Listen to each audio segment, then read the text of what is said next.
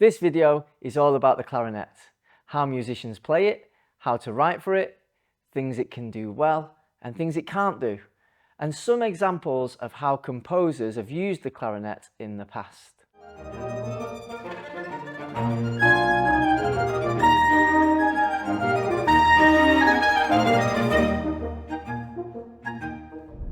Clarinets are part of the woodwind family of instruments, and there are several different clarinets that all vary in size, as you can see here.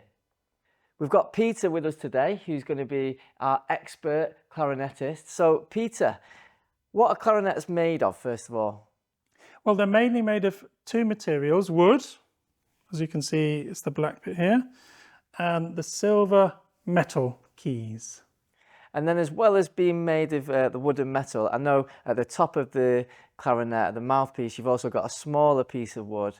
What's that, and why do we have them on clarinets? So this is probably the most important bit of the clarinet, and it's called the reed. I'm going to take it off and show it to you.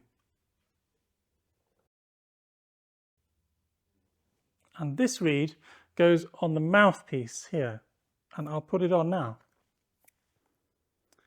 This reed goes on flat, and when I tighten it and clamp it down with the ligature, which is this bit here that I'm just screwing, when I blow down the clarinet, it's going to make a sound just like this.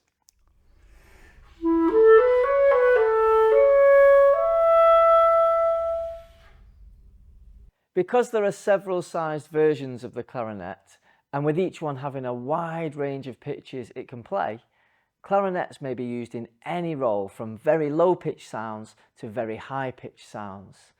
So, Peter, what different versions of the clarinet have you brought with you today? Okay, I've brought 4 clarinets with me today. Let me start with the lowest clarinet, which is here.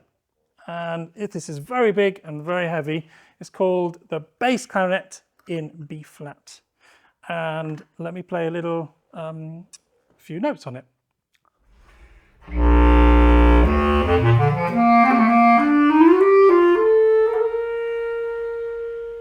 As you can hear, it's got a really wide range from really low notes to very high notes on the bass clarinet, which overlap with some of the other instruments. And here is the next instrument up. There are 2 which are very similar, and professional clarinet players play these 2 equally in an orchestra. One is slightly smaller than the other. This is the B flat clarinet, and it's ever so slightly higher than the A clarinet, and they have a slightly different colour as well. Let me play a little tune on the A clarinet first. This is the one that's slightly lower.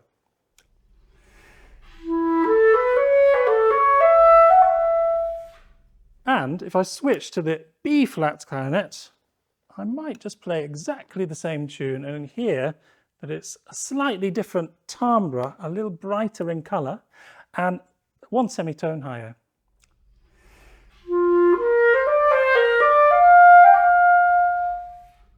So that's the B flat and the A clarinet.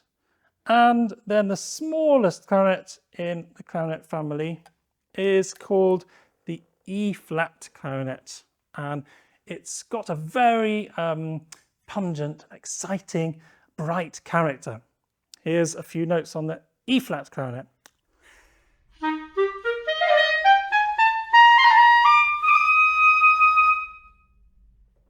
That's fantastic. And out of the 4 different clarinets, do you have a favourite?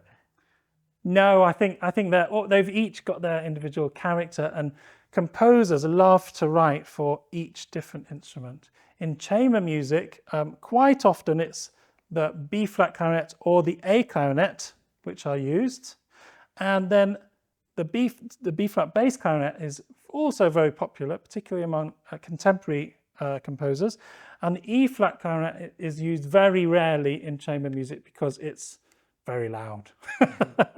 So probably the most common and most used clarinet is the B flat clarinet. You'd find this instrument in a lot of concert bands and orchestras, as well as jazz and musical theatre bands. The B flat clarinet's lowest note is an E below middle C. Peter, could you play that for us, please?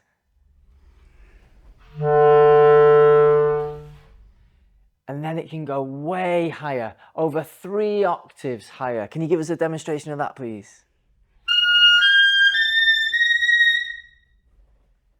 The notes from the C above middle C to the next C an octave higher are when the clarinet sounds bright and lively sounding.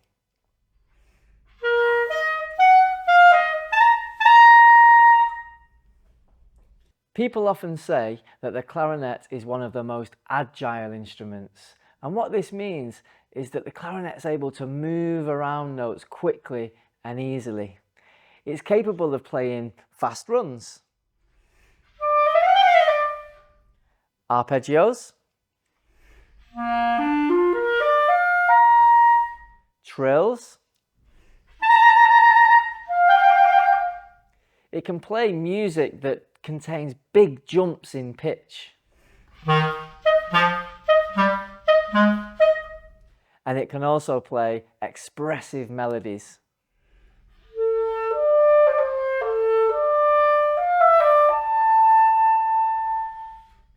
The clarinet can also play special effects. Can you give us a demonstration of one, please, Peter? And that sliding from one note to the next is a common technique for the clarinet called glissandi.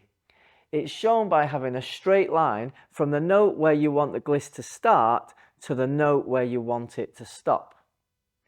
Now, a common way to play the clarinet is by tonguing each note. Tonguing is where the clarinettist uses their tongue to articulate each separate note. Take a listen to this passage of music from a piece called Gumboots by David Bruce.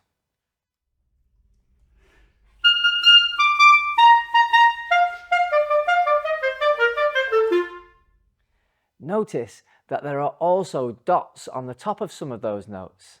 This instructs the musician to play these notes staccato, which means in a detached, short sound. Now, the opposite of tonguing is slurring the notes, and this is particularly effective when playing smooth, legato passages of music.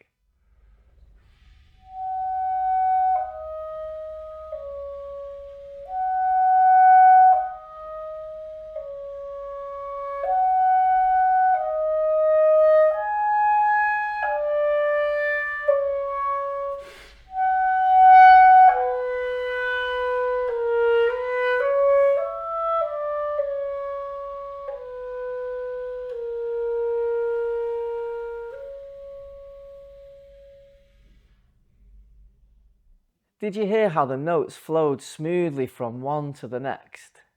Now, to show slurs in music, the composer would have a beam from the first to the last note of the slur.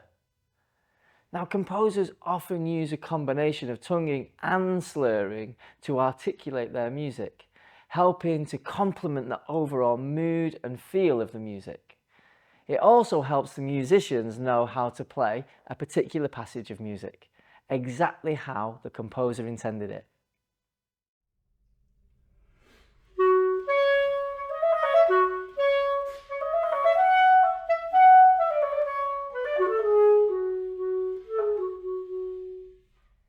Why don't you try composing a short melody for clarinet, or use this example and see if you can create 3 new versions, all with different articulations.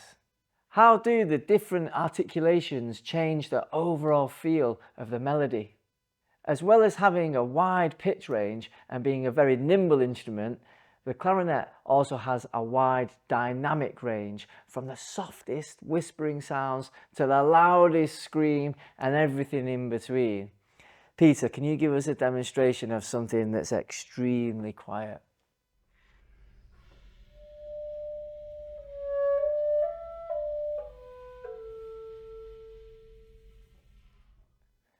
And then the opposite of this, with the clarinet playing as loud as it possibly can.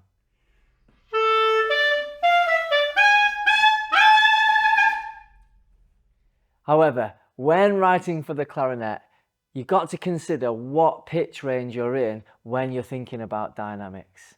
For example, it's very difficult to play extremely high notes softly. Finally, another really important thing to consider when composing for the clarinet is to think about when the clarinettist can take a breath. Treat the clarinettist as if they are a singer and make sure there's room for breathing. Before we go, Peter, what would be your top tips for young composers that are composing for the clarinet? That's a really good question, and one I would answer with the fact that the clarinet is so versatile. It's amazing at playing melodies, but it's also brilliant at playing fast music, exciting music. So enjoy writing for the enormous range of the clarinet and the enormous dynamic range as well. So many colours you can get out of the instrument. So just enjoy writing for it. Thank you. So yeah, enjoy experimenting with all the wonderful sounds and capabilities of the clarinet, and good luck with your compositions. We can't wait to hear what you produce.